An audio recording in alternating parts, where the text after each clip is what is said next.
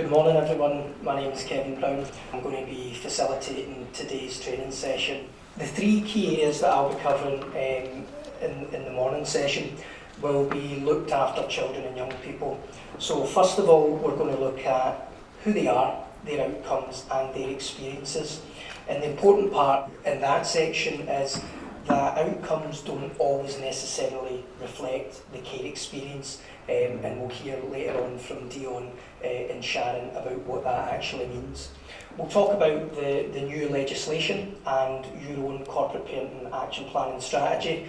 And in actual fact, you are one of the first local authorities in Scotland to have written and have launched an action plan and strategy, so well done for that. It gives you a good 18 months to implement that plan and then to evaluate that and then report to government on that, so well done there. And then finally we'll look at corporate parenting action. So this is a national training programme and there's a number of national corporate parents in this room, so most of you will know each other, but there's some people here that don't know each other. That's because they're representing their national body here locally. So very briefly, what I'd like to do is just set the context for today.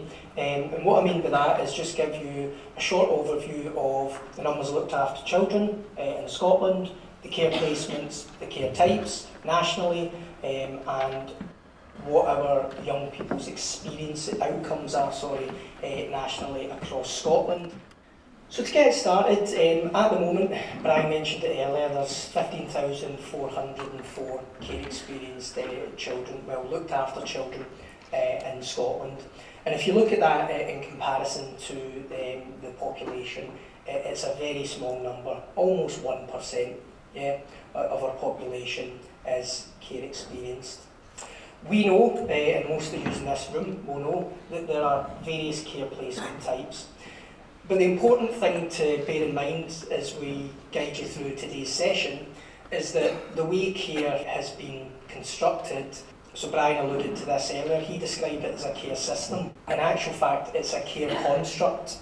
And rightly, Browne highlighted that we are often the architects of care, but in some cases, in actual most cases, some of the constructs we inherit, we've not actually built or designed ourselves, and that's why corporate parenting gives us a really good opportunity to start talking about what have we inherited that we would like to change, what is it that we would like to design, rebuild and reshape.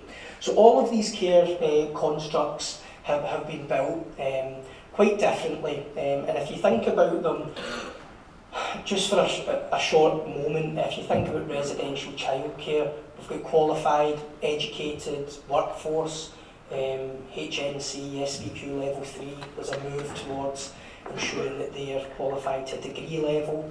Foster carers, generally speaking, don't have to have qualifications unless it's a specialist care provider. Kinship carers, your grannies, your papas, the unsung heroes in our communities that are working with children to stop them coming into care.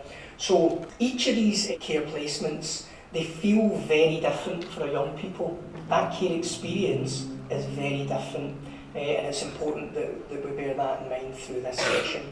So here's the facts and the figures. So there's 36% of young people nationally that are looked after in foster care, 10% looked after in residential childcare, 27% in kinship care, 25% at home, and 2% other forms of care, prospective adopters.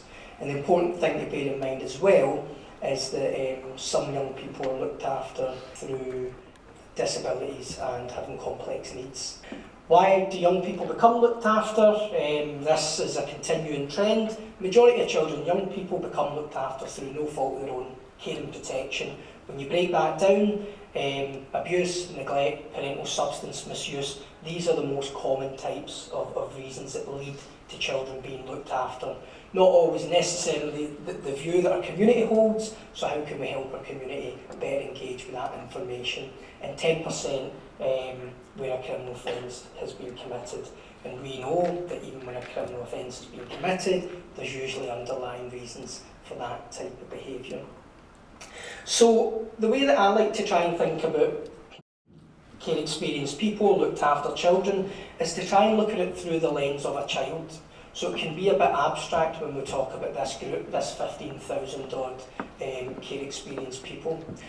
So what I'd like you to do is imagine that this child on the screen is one of our children, okay? And we'll call him Fraser. And Fraser's living at home with his mum, his dad. Something happens in Fraser's mum and dad's life. Could be a bereavement to dad.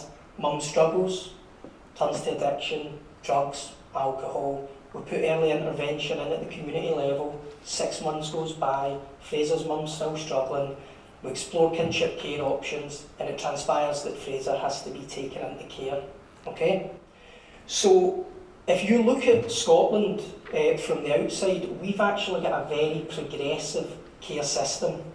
We have got qualified teachers, social workers, educational psychologists, residential childcare workers, a whole range of professionals that we've actually qualified to wrap care around that child and improve their life chances. We've had regulation and registration since 2001, that's when the Regulation of Care Act came into effect. And since 1995 we've had over 30 social policy, guidance and legislative documents. So as a society we should be very confident that any child that comes into our care will thrive, will grow and will develop. So we should be confident. Where we sometimes or should feel less confident is when we look at the national outcomes for care experienced children and young people. And again, as I mentioned earlier, outcomes don't always necessarily reflect the experience. So in terms of how our young people perform in terms of their mental health, 45% of 5 to 17-year-olds in care were diagnosed with a mental health disorder compared to 9% of their peers. And that research was carried out in 2004, because that's when the last comprehensive study took place. Glasgow City Council done a short study in 2013 with their young people in residential settings. 50% of them had self-harmed. So we know some of the reasons for this behaviour: early childhood experiences, trauma, abuse, neglect, but there's also reasons that relate to the system and structures that young people come into, and we'll talk a wee bit about them in a second. In education, 8% or fewer than 1 in 12 looked after young people leave school with a higher SQCF6 level qualification compared to 60% of their peers. And we know that for looked after young people, the more placement moves a young person has in an academic year, the worse they do in education. And we've got a real challenge with matching care experienced people to one placement and then maintaining that placement. So if we can provide stability, their educational outcomes will improve. And what that means is only 4% of care experienced people move from school into university. So this is school leavers into university compared to 39%. And then I alluded to this earlier, 68% of care experienced people are still experiencing 3 or more placement moves.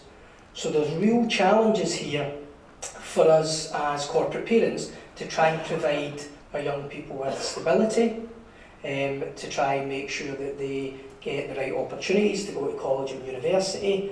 And it would be an understatement, or it would actually be quite disrespectful if we tried to pin this to one sole reason. It's very complex and it's multi-layered. Early childhood life experiences, trauma, abuse, neglect, but then when they come into the system has an impact on them just because they are care experienced. And one example of that is children's hearings taking place during school hours. So no other child has to go to a hearing during school hours. It happens to care experienced people systematically because we've designed a system like that, and it has a real impact. Prison population is the same story, overrepresented numbers in the prison population. So what I'd like to say about the outcomes is it's very important that we don't just pay attention to these negative outcomes. They are a reality. It is a national challenge for us to improve outcomes, but it's also very important that we celebrate successes. Every person in this room will know a young person that has went on to college, that's went on to university, that's in a job, that has had children, that's thriving and that's doing well, and sometimes that gets forgotten. However, it is a national challenge.